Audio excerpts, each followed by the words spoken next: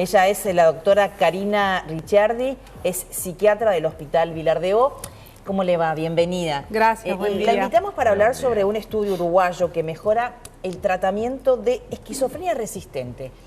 Contextualicemos, en nuestro país hay unas 30.000 personas con esquizofrenia, ¿es así? Bueno, a nivel internacional se calcula una prevalencia del 1% de la población. No hay estudios que se hayan hecho acá específicamente, pero uno piensa que nos corren las generales de la ley, digamos, y esa sería la incidencia aproximada.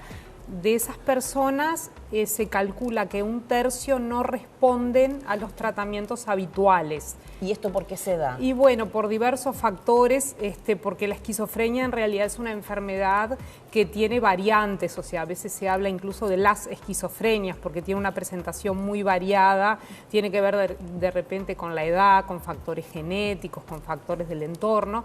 Entonces, para esos pacientes que no responden, se encontró la denominación de resistente. Me gustaría contextualizar un poquito justamente, sé de la variación o la variedad que hay, pero ¿qué es la esquizofrenia o comúnmente cómo se expresa para que la gente pueda Sí, para no dar por comprenderlo? sentado. Claro. Bueno, básicamente es una enfermedad del cerebro. El cerebro se puede enfermar como cualquier otro órgano, digamos, del cuerpo, ¿verdad? Como se enferman los pulmones, el corazón, que tiene un perfil evolutivo sin tratamiento grave y muchas veces incapacitante, genera mucha discapacidad para la persona y obviamente repercusiones en su entorno familiar, laboral, social. Es una enfermedad que característicamente se describen dos grandes dominios de síntomas, los positivos y los negativos, para ser gráfica. Los positivos tienen que ver con cosas que la persona no debería tener y agrega, como ideas delirantes, alucinaciones, alteraciones.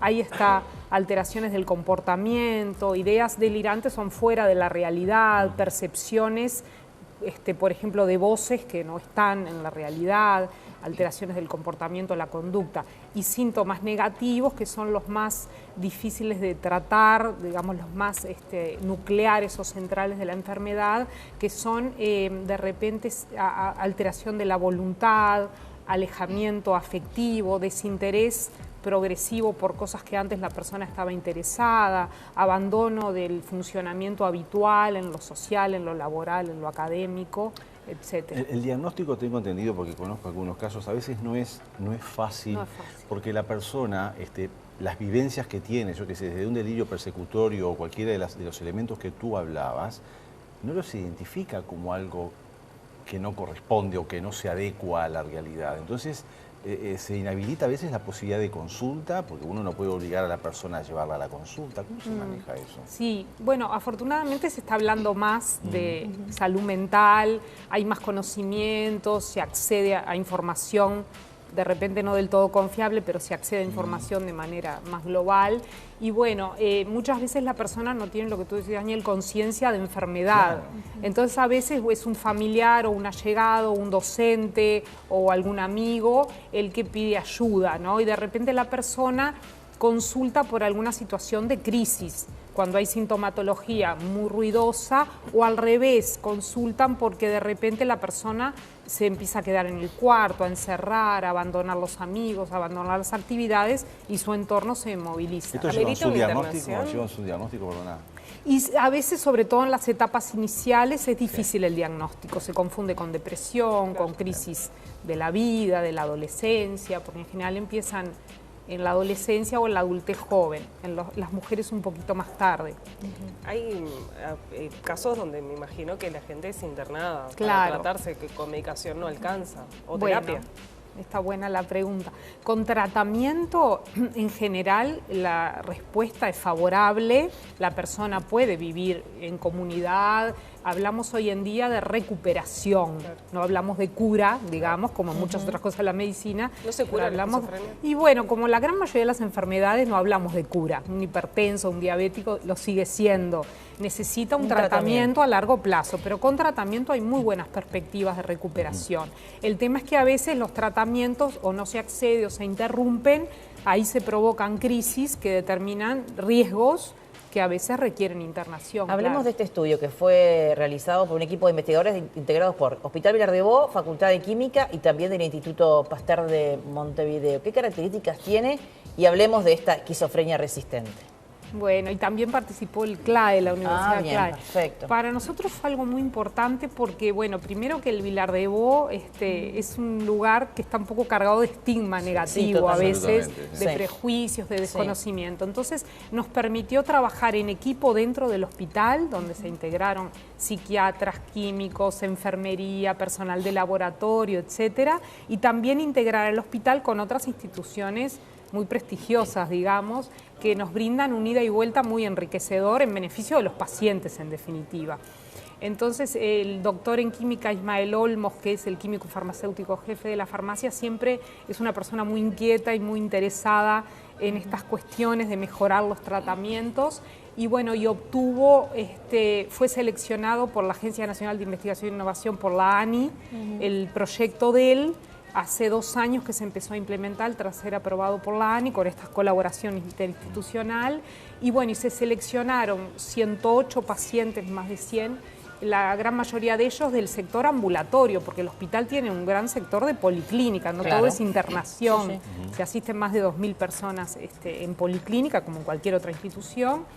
Y estos pacientes fueron seguidos, ya vienen con tratamiento y ya vienen en seguimiento, pero fueron seguidos de acuerdo a un protocolo, registrando datos de forma sistematizada sobre distintos hábitos de vida de la persona, toda la medicación que toman, los diagnósticos, las circunstancias de vivienda, de familia, etcétera, y se estudió el nivel plasmático, que se llama, o sea, la cantidad de medicamento que tiene en sangre la persona, que eso es un estudio que si se va a pagar es bastante caro, bueno, se pudo hacer gracias a esta financiación para un gran número de pacientes, y en la mitad de ellos se estudió, esto lo saben mejor los científicos, no los médicos, pero bueno, les trato de explicar, se estudió el perfil genético, o sea, las variantes genéticas de los sistemas del hígado que metabolizan el medicamento. O sea, cuando uno toma un medicamento o come algo o cualquier cosa que entra al organismo, el hígado lo procesa para poder eliminarlo naturalmente. Por eso el medicamento hay que tomarlo todos los días, porque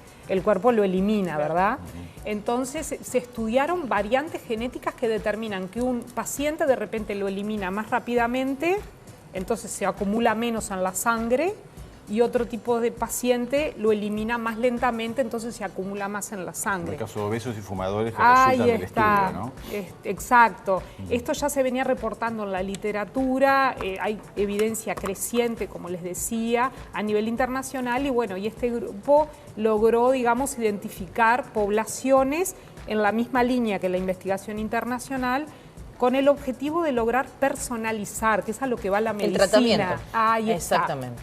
De acuerdo a la patología, Exacto. como uno es o alcohólico o variables obeso. de todo tipo que hacen un interjuego, ¿verdad? Sí. Que es bastante complejo, pero si uno logra identificar grandes poblaciones que se benefician de más dosis, menos dosis, optimizamos la eficacia del tratamiento y disminuimos sobre todo la carga de efectos adversos. ¿Es muy caro este medicamento? Bueno, con respecto al costo comprimido a comprimido, si uno lo ve aisladamente, quizás es más caro que otros.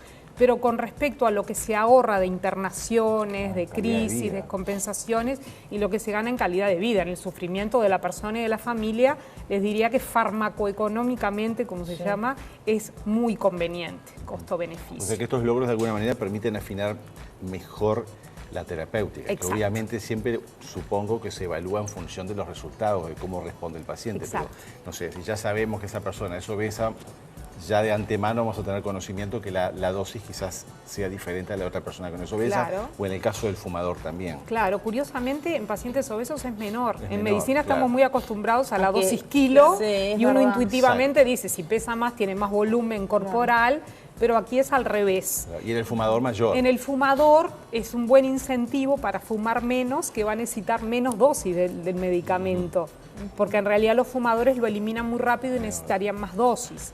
También se ve que las mujeres necesitan menos dosis que los varones, por ejemplo.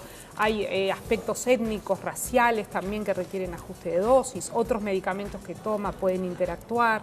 Entonces la idea es no darle a todos los pacientes lo que dice el prospecto, digamos, Exactamente. o una dosis fija, rajatabla, como estudiamos, que a nivel internacional se recomienda, sino ir optimizando y personalizando. La medicina va más por ese lado. Va más ahora. por ese lado. Esto sería un pequeño aporte en esa línea. Exactamente, es que siempre se dice, ¿no? no hay enfermedades, sino personas o pacientes, no me gusta la palabra paciente, con enfermedades, porque en cada persona se manifiesta, se expresa y se trata de una manera diferente. Doctora, para ir cerrando, ¿esta enfermedad se da más que nada en hombres o en mujeres? No hay grandes diferencias ¿no? de prevalencia, no. Algunos estudios dicen que es levemente más frecuente en varones, pero no. Lo que sí, quizá en la mujer empieza un poco más tarde, el curso evolutivo a veces es un poco más benigno y también en el entorno quizá la mujer se adapta de otra manera, ¿verdad? Y el varón a veces se torna con conductas, bueno, más alteradas o empieza más temprano, lo cual le condiciona de repente los estudios, el trabajo, ¿no? Genéticamente decía que era una enfermedad que tenía su componente genético. Sí. ¿En cuánto se da ahí? ¿Un porcentaje? Bueno, si dos gemelos mellizos del mismo huevo, digamos, se estudian, se ve que si uno tiene esquizofrenia, el otro tiene 70% de chances de tenerla. Eso quiere decir que hay una incidencia de lo genético, pero no es todo lo genético. Hay un 30%, digamos, que se debería a factores del entorno. El entorno ampliamente considerado, desde el útero cuando la mamá está embarazada, hasta exposición a virus, a sustancias tóxicas, a drogas, por supuesto, estamos viendo, digamos, estudiando y alerta con el tema del consumo de sustancias psicoactivas, sobre todo el cannabis, la vida urbana, se habla de que tiene ciertos riesgos con respecto a la vida rural, en la edad paterna también se está estudiando. La edad paterna avanzada conllevaría mayor riesgo. ¿La edad paterna avanzada? Sí, se está estudiando en más de una patología, sí, como un probable factor de riesgo. Porque uno piensa en el tema de la mujer. La mamá, siempre por lo la general. mamá. Sí, claro. Uno piensa siempre en cuanto mayor sos, más probabilidad tenés de que tu hijo tenga algún problema. Exacto. Exacto. Sí, no, y a veces más orientado a lo físico, ¿no? Sí, más orientado también, a lo físico, también. a la Exacto. información o ese tipo, claro. Doctora, un placer. Muchas gracias Bueno, por ustedes. acompañarnos. Aparte muy clara. Muy clara y está Para un bueno que tema tan sigamos hablando de la complejo. salud Gracias mental. por el espacio, porque que es el más hospital necesario. también tiene que salir a la prensa por cosas buenas que se ¿Sigue hacen la adentro. radio? ¿Sigue funcionando la radio? Adentro del hospital Allá no, ya no. adentro del hospital no, pero hay un taller, un centro diurno Sí. con muchísimas actividades buenas. Bien. Bueno, doctora, un placer. Muchas gracias Gracias por a la visita. ustedes, un gusto. Seguimos ahora.